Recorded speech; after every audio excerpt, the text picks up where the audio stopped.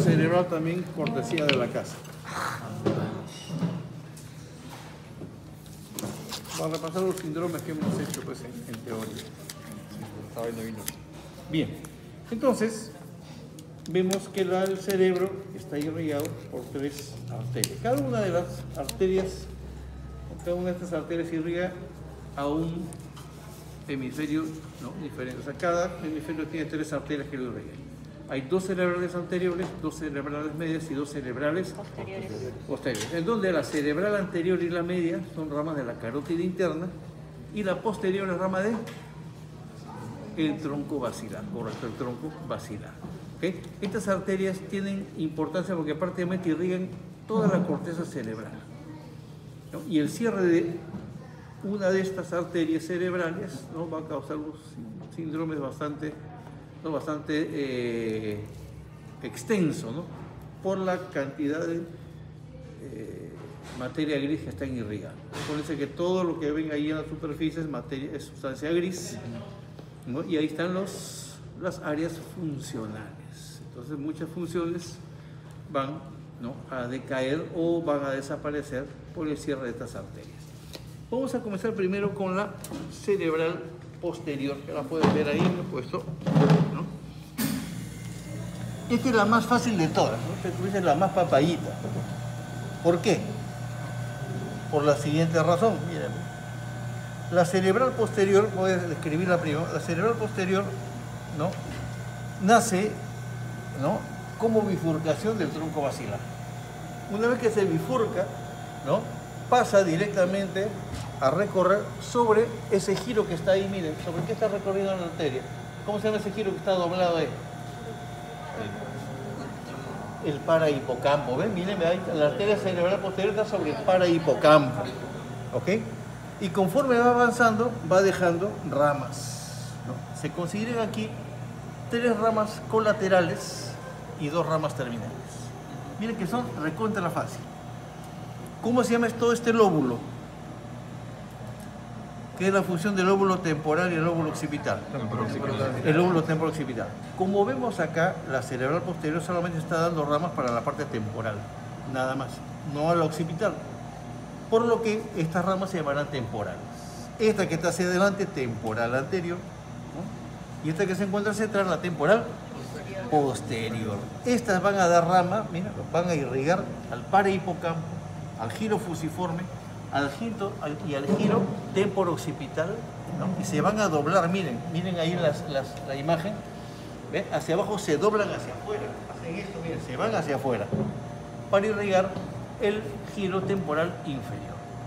¿Okay? Luego sigue avanzando por el parahipocampo, la arteria cerebral posterior, y en su camino deja, miren, una ramita para esta parte del cuerpo calloso. ¿Cómo se llama esta parte del cuerpo calloso? Estamos hacia la parte de atrás. El esplenio o rodete. ¿Cómo se llama esa arteria? Arteria del esplenio del cuerpo calloso o arteria del rodete del cuerpo calloso. Acuérdense que el nombre tiene que ponerlo completo. No puedo poner arteria del rodete nomás porque no sé qué rodete será.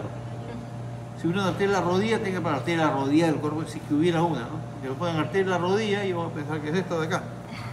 ¿Okay? Por eso el nombre siempre completo. Y luego, empezando el surco parieto-occipital, la arteria cerebral posterior da 2 ramas terminales, miren, ¿ven? Una que se va por acá, ¿cómo se llama este surco? Calcarina. ¿Qué nombre le pondrían a esa arteria? Calcarina. ¿Y esta otra que se va por el surco? ¿Qué nombre le pondría? Arteria parieto-occipital.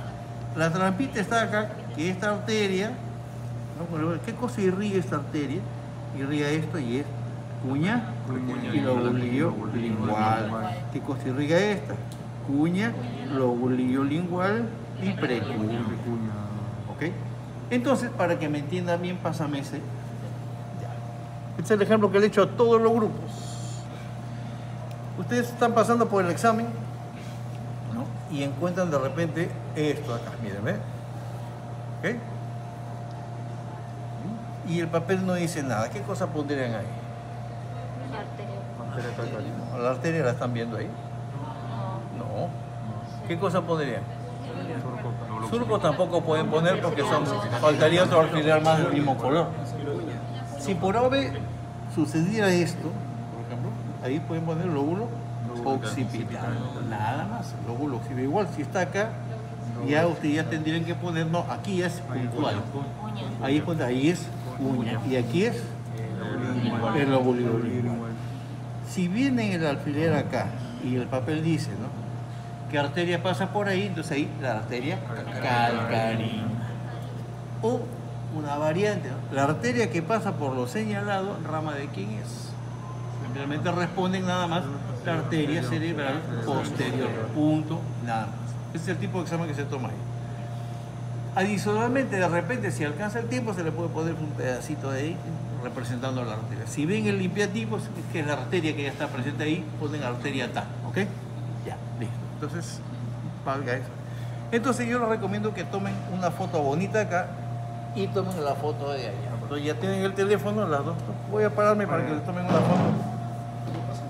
Ah, bueno. Pasen por acá y tómenle foto así.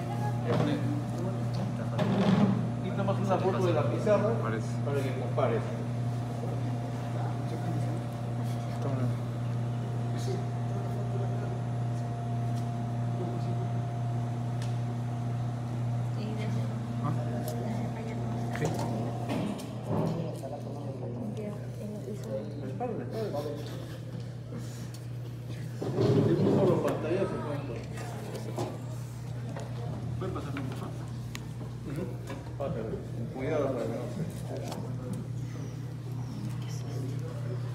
Doctor, ¿en el examen puede venir marcado con la plastilina?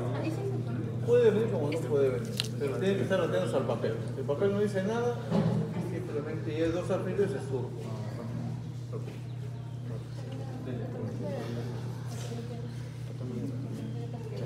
No se les ocurra poner un elemento que no lo ven. En el caso de la arteria espinal anterior sí la podían ver, por eso es la arteria espinal anterior, pero si no ven ninguna arteria acá, entonces no se está preguntando por la arteria. Pero pues, no, porque sea medio puntito, 3/4 de punto, medio punto, pero no, porque no se está preguntando eso.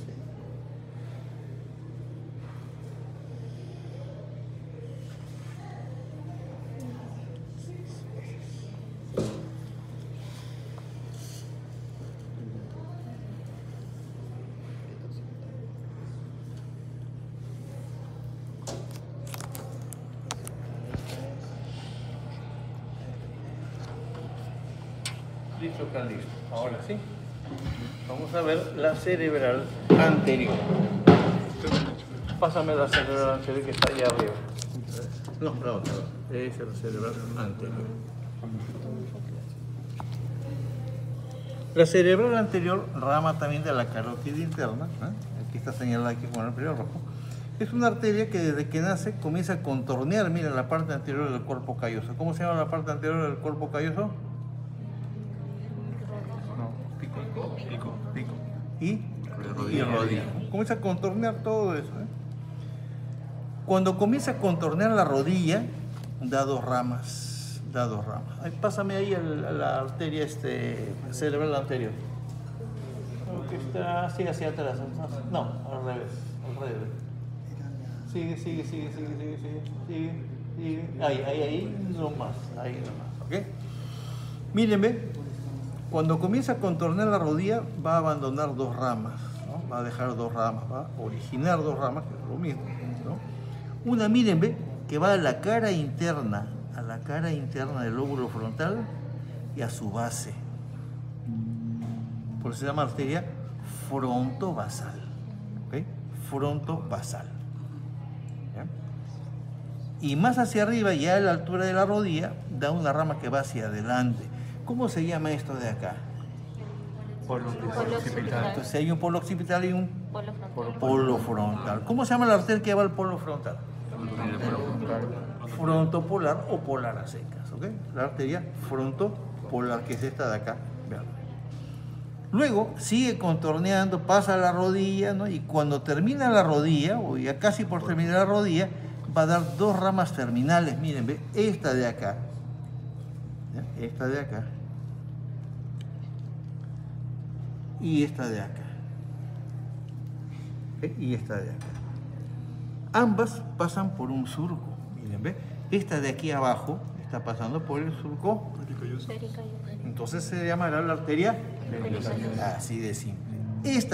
¿Por dónde está pasando? Esta arteria, ¿por dónde está pasando? ¿Cómo se llama este surco? Ya. El surco del cíngulo, el subparietal está más atrás, está por acá. ¿Ok? El surco del cíngulo, escúcheme bien, ¿no? Anteriormente se llamaba surco calloso marginal. La arteria ha conservado su nombre, por eso se la vamos a conocer como arteria calloso marginal. ¿Ok? Calloso marginal. De la calloso marginal van a nacer dos ramas que se van, miren, al lóbulo frontal, pero su parte media. ¿Cómo se llamará? Fronto medial. Una anterior y otra posterior. Noten que todas esas arterias, miren, fronto basal, polar, fronto medial anterior y fronto medial posterior, están irrigando, miren, todo esto. ¿Qué cosa es todo esto? Frontal. Pero ¿qué parte? Lóbulo frontal. El giro frontal superior o giro frontal interno. O sea, todo eso. No solamente van acá, sino se mete también. Miren la figura, ¿ven cómo se doblan? Miren, ¿ven cómo se están doblando y se van hacia afuera? O sea, vienen hasta acá, vienen y se doblan hasta acá. ¿Y qué cosa hay acá? Las áreas 9, 10, 11 y 12, que son las áreas de la personalidad. Por eso cuando se cierra la cerebral anterior hay fuertes cambios de personalidad. A veces se vuelve el tipo violento, se vuelve demasiado apático, ¿no? De cómo era, ¿no? Ustedes lo conocían de una manera y ahora prácticamente ya no es esa persona, ¿no? ¿Y qué pasa con la pericallosa? La pericallosa sigue por el surco pericalloso, sigue andando la pericallosa y antes de llegar al rodete, da una ramita, mírenme, que se conoce con el nombre de parietal interna. La parietal interna, de donde salen tres ramas, miren. Una que va por el surco, ¿cómo se llamará? Parietoccipital. Otra que va por la parte media, ¿eh?, de la precuña. ¿Cómo se llama esa arteria? Que irriga la precuña. Precuneal, la precuneal. Y esta otra arteria que se mete, miren, ¿ve?, por el surco marginal y que va a irrigar al lóbulo paracentral, arteria paracentral, ¿ok? La arteria paracentral. Tenemos aquí entonces que estas arterias, ¿no? Son importantes porque están irrigando principalmente al lóbulo frontal, ¿no?, al giro frontal superior o interno, donde está la personalidad. Pero también la arteria paracentral, junto con esta de acá, ¿no?, la frontomedial posterior, están irrigando también el lobulillo paracentral, ¿ok?, donde se encuentra la sensibilidad y la motricidad de pierna y pie, ¿ok?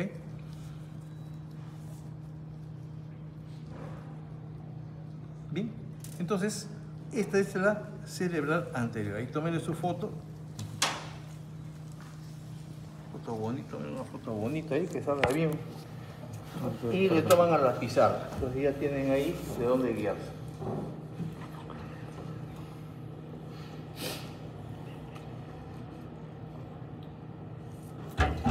Este lado.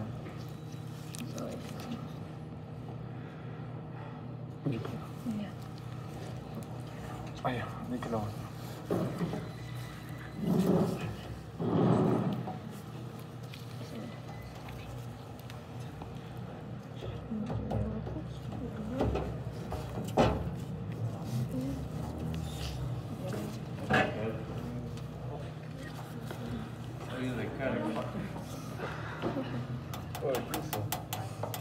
Bien, ¿correcto? Doctor, ¿ante qué condiciones se puede obstruir las arterias que van hacia la parte de la persona?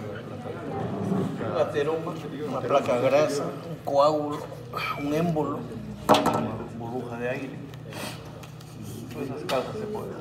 O tumores que comprimen esa zona, que aplacan la arteria y ya deja de irrigar. El cambio notorio en la personalidad es inmediato. Sí. No, es progresivo, ¿no? Pero hay cambios de personalidad, hay comportamientos que no son normales, ¿verdad? Pues por eso ya se comienza a decir hay algo acá, ¿no? Entonces ahí se lleva el neurólogo determina. Sumados a las funciones motoras también, la planeación. Claro, si tú le sumas que la persona tiene cambio de personalidad y que tiene, por ejemplo, problemas en el pie, tiene dificultad para caminar en el pie y la pierna, ¿no? Entonces ya está sumando de que esos territorios están irrigados justamente por la cerebral anterior. Ahí, pero si la persona viene solamente con problemas en la pierna, y el pie, por ejemplo, debilidad, lo que es la paresia o parálisis, entonces ya no es toda la cerebral anterior, serán las ramas paracentral y la rama frontomedial posterior. Entonces por eso ya va sacando. Hay solamente una cosa que tiene allá, y posiblemente ahí esté el problema. Y luego vamos con la media. Esta es la más brava de todas, pero ya se le cayó un pedazo ahí. Se quedó sin pedazo de pomada. O sea, como al espacio de la arteria. Acá más plastilina. Sí, no, ahí lo vamos a arreglar ahora. Ya, hasta aquí está bien, y hasta aquí siempre se juntan acá, ¿ves? Esta es la más brava de todas, no solamente por las ramas que da, sino por el territorio que irriga.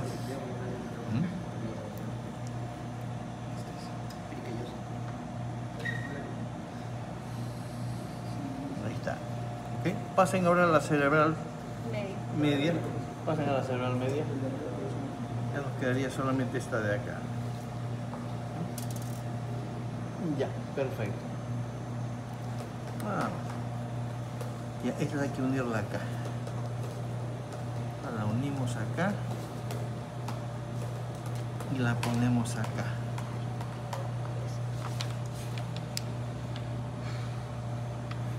El guante no ayuda, pues se pega bastante.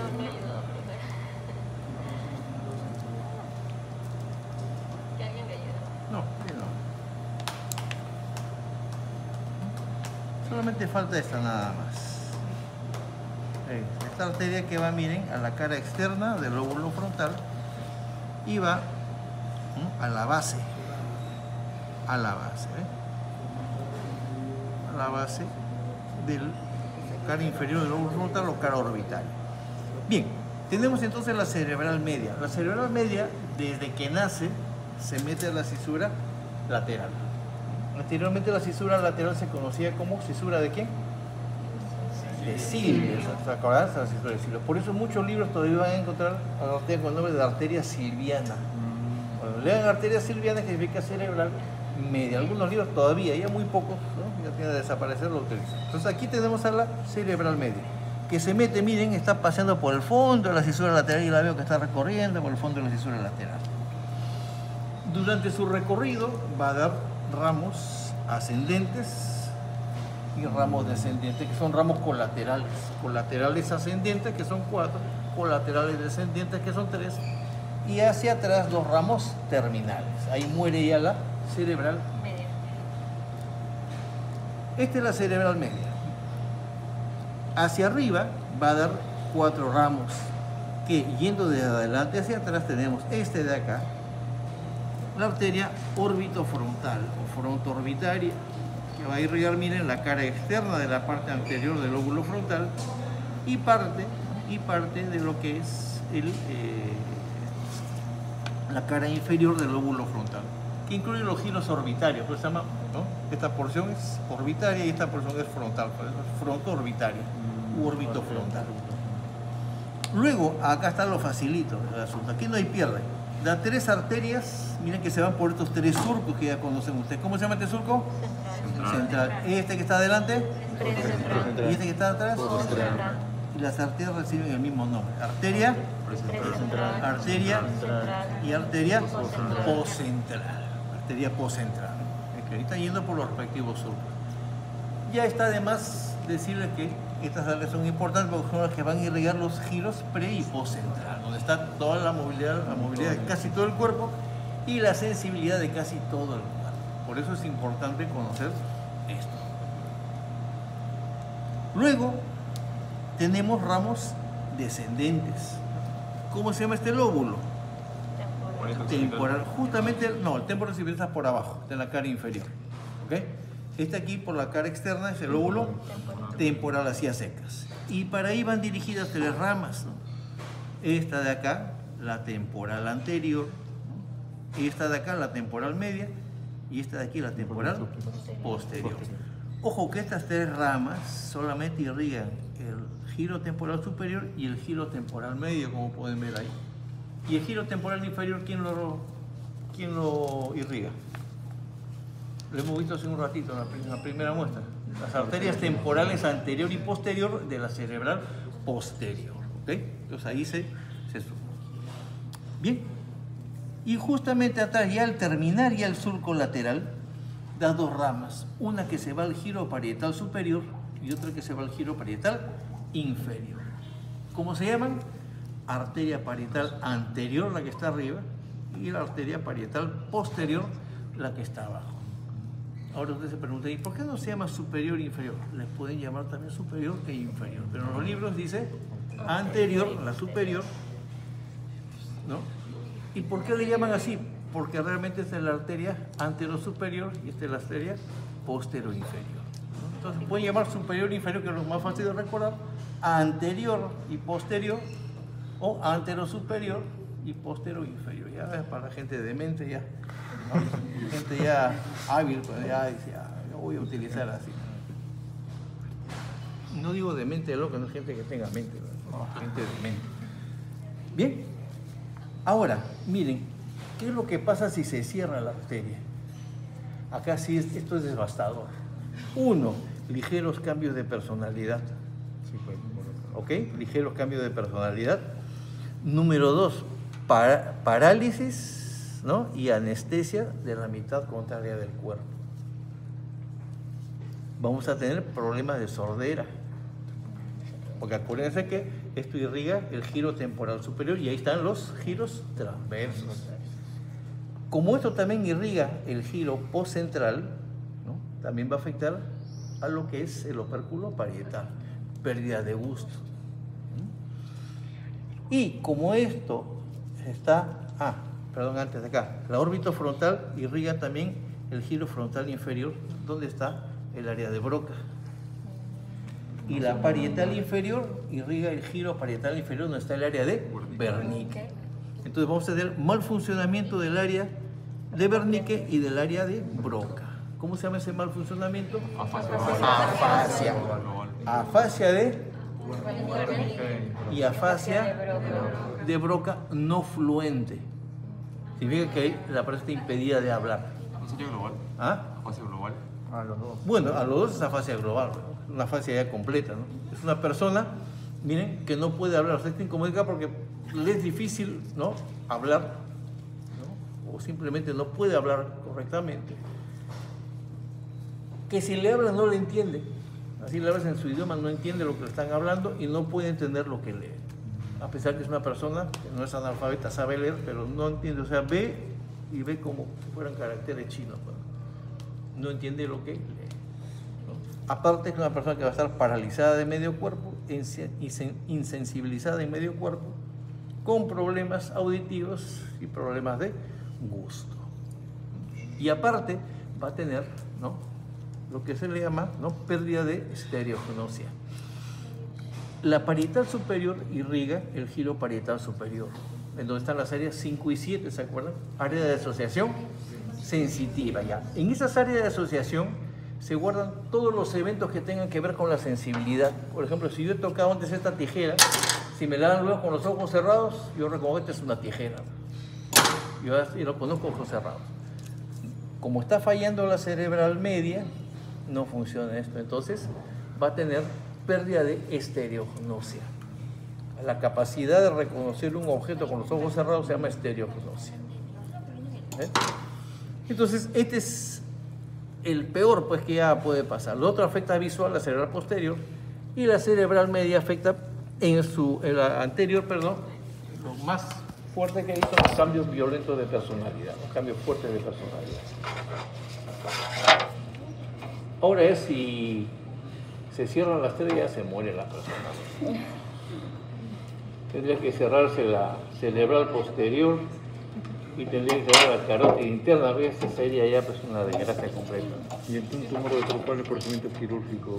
Ante un tumor, por ejemplo, que puede obstruir las arterias, ¿cuál es el procedimiento? Bueno, ahí lo que tienen que hacer es ver si la operación, digamos, si vale la pena hacer la operación y cómo va a quedar el paciente, porque si el tumor ocupa varias áreas importantes, por ejemplo. Si tiene un tumor, por ejemplo, acá a lo largo de del surco central, por ejemplo, que abarca ambos, entonces no le vas a quitar por la parte, no lo vas a dejar paralítico, lo vas a dejar con insensibilidad. Entonces, eso ya lo debe ver ya el que opera el neurocirujano, ya lo ve. El neurólogo lo diagnostica, el neurocirujano le mete el cuchillo. ¿Qué nivel el área de Broca? El área de Broca sería la frontoorbitaria u orbitofrontal. ¿Me lo puedes traer? ¿Okay? Y el área de Wernicke sería la parietal inferior. Y ahora viene lo bueno, pásame el tallito. Con cuidado. Ese tallito. Ahora sí, aquí viene lo bueno, muchachos. Vamos a ver la irrigación y los síndromes que hay acá. ¿Okay? Fíjense bien la posición de los alfileres porque así se les va a preguntar. ¿Ok? Miren, ven. En lo que concierne, miren, ven, a lo que es el bulbo raquídeo, ¿qué cosa es esto? La pirámide. La pirámide vulvar, correcto. Esto sería la pirámide vulvar. ¿Qué cosa sería esto? Está aquí en amarillo. Oliva vulvar. La oliva vulvar. ¿Qué cosa sería esto que está detrás de la oliva? ¿Tubérculo trigeminal? Claro, pero eso está en qué cuerpo? ¿El cuerpo restiforme? Entonces esto es el cuerpo restiforme, que es la continuación del cordón lateral. Y aquí atrás tenemos nosotros, mírenme, la mitad inferior de lo que es la fosa romboidea. Según esto que les he colocado, a esta parte le corresponde la arteria espinal anterior. A esta parte le corresponde la arteria vertebral. Y a toda esta parte la pica. La pica, que es la arteria cerebelosa posterior inferior. Voy a sacar esta parte porque no hay ningún síndrome relacionado con la arteria vertebral hasta el momento. Y vamos a ver acá. Se cierra la arteria espinal anterior, ¿qué síndrome ocasiona?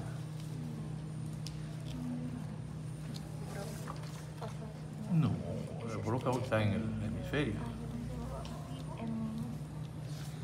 El síndrome de Dejerin. ¿Okay? Síndrome de Dejerin. Y el cierre de la pica ocasiona el síndrome de Wallenberg. Wallenberg. Si no recuerdan los nombres, ¿qué parte de del tallo es esta? El bulbo, correcto. Entonces, síndrome vulvar medial y síndrome vulvar lateral, porque está volado. ¿Ya? O, como lo conocen también, síndrome de Dejerin al síndrome vulvar medial y síndrome de Wallenberg al síndrome, ¿no?, lateral, ¿no?, del bulbo. ¿Okay? Entonces, ahí tenemos ya lo del bulbo. Tenemos dos. Como les decía a los muchachos de los otros grupos, ¿no? Esto más es teórico. Y precisamente del conocimiento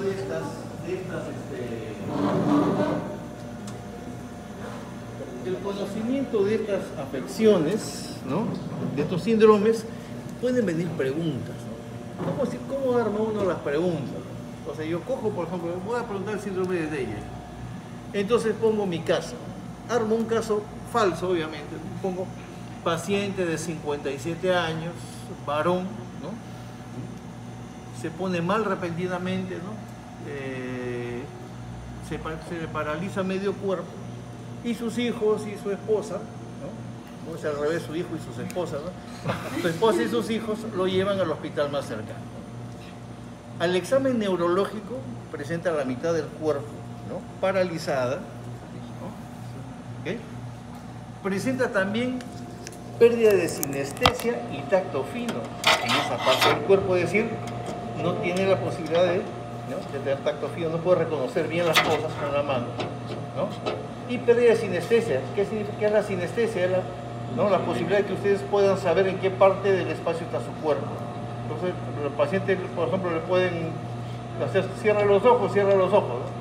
¿Dónde está tu mano derecha? En el caso del lado que esté afectado. Y la persona no sabe dónde está su mano derecha. O dónde la tienes. Usted puede tener una camilla, la tengo sobre la camilla, perfecto, no hay problema. O la tengo sobre mi pecho, perfecto. ¿Dónde tienes tu mano? No sé dónde la tengo en la mano. La izquierda sí sé dónde está, pero la derecha no sé dónde está.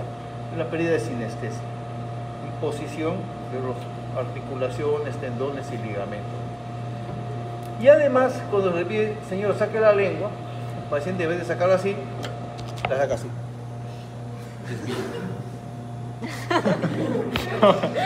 Sube ese video. ¿Okay? La saca entonces desviacional. La punta de la lengua siempre va a apuntar al lado enfermo. Que nos indica el lado y de qué lado está la lesión. Correcto.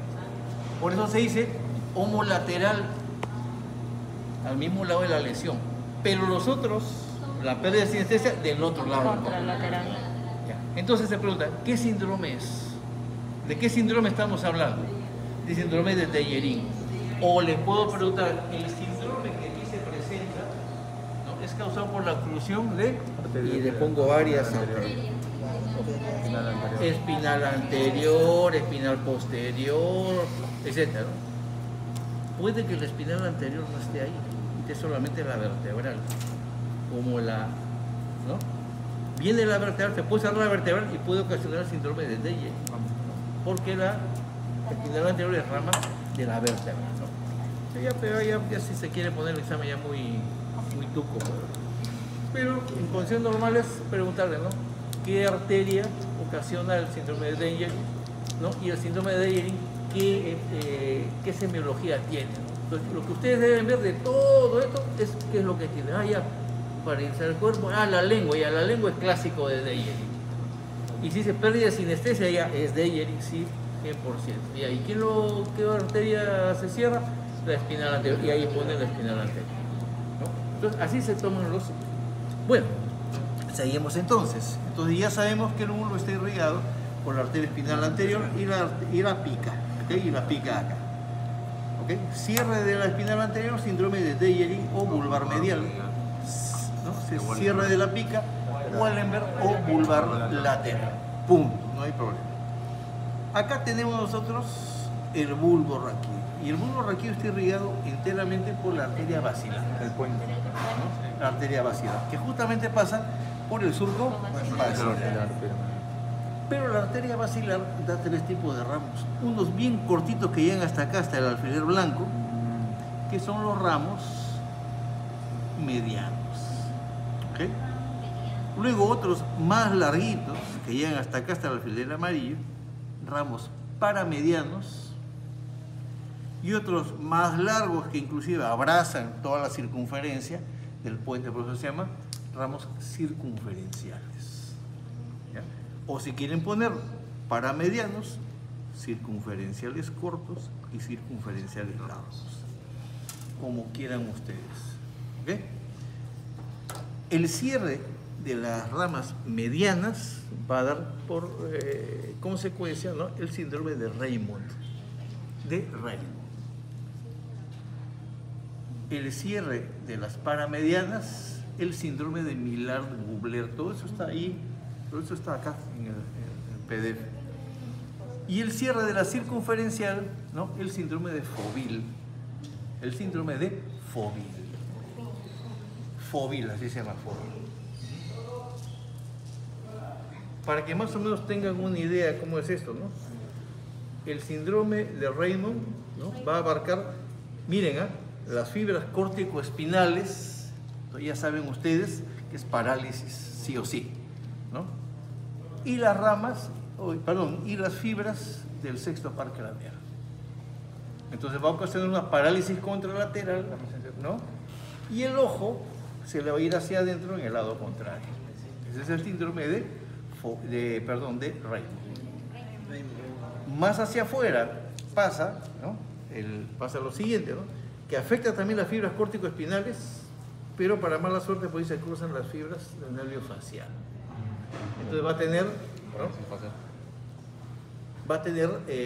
parálisis, ¿no?, brachiocrural, brazo y pierna, o hemiplegia, como ustedes, ¿no?, del lado contrario, y en el mismo lado de la cara va a tener una parálisis facial.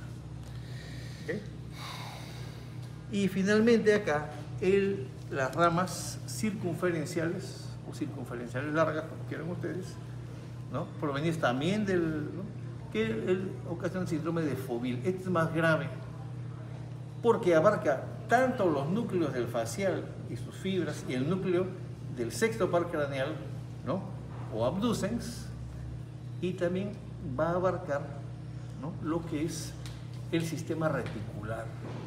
El sistema reticular se encarga, ¿no? Se encarga de lo que es el tono muscular y los reflejos en el cuerpo. Y va a ocasionar también una parálisis. No solamente por la vía córtico-espinal se ocasiona parálisis, sino también por la vía reticular. Ese es el síndrome de fobia.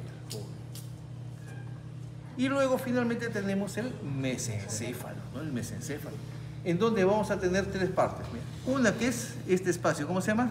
Interpeduncular, ¿ve? Fosa o fosito interpeduncular, ¿no? Hasta la parte anterior, ¿ve? Toda esta parte está irrigada por los ramos pedunculares de la cerebral posterior. El cierre de estas ramas ocasiona el síndrome de Weber. Por Weber no le pasó eso, ¿no? El síndrome de Weber, acuérdense, así riéndose por lo menos que se acuerden. Luego, más hacia afuera, miren, el pie peduncular y el tegmento, están irrigados, ¿no? Por los ramos, ¿no? O por el ramo, perdón, circunflejo de la cerebral posterior. Ramo circunflejo de la cerebral posterior. Entonces, si he visto el pie peduncular y he visto el tegmento, ¿qué cosa me falta? El techo. ¿Y quién es el techo? La lámina cuadrigémina. Eso es lo que corresponde al techo del mesencéfalo. Y justamente ahí va una arteria que se llama la arteria cuadrigeminal, pero que ya no es rama de la cerebral posterior, sino rama de la cerebelosa superior. Y tendremos síndrome de Weber, síndrome de Benedict y síndrome de Parinau. El síndrome de Parinau, el de Benedict y el de Weber. El de Weber sí se van a acordar bastante, porque se han reído. ¿Ok? Bien, entonces hasta ahí la clase de hoy. Ok, si yo he pasado las dos clases al chat de todo el delegado de todos los grupos de todas las sedes, ¿no? Pueden pedir, si prefieren que les pase ahorita, les puedo pasar. Ahorita, profe. Sobre la marcha, creo, ¿no?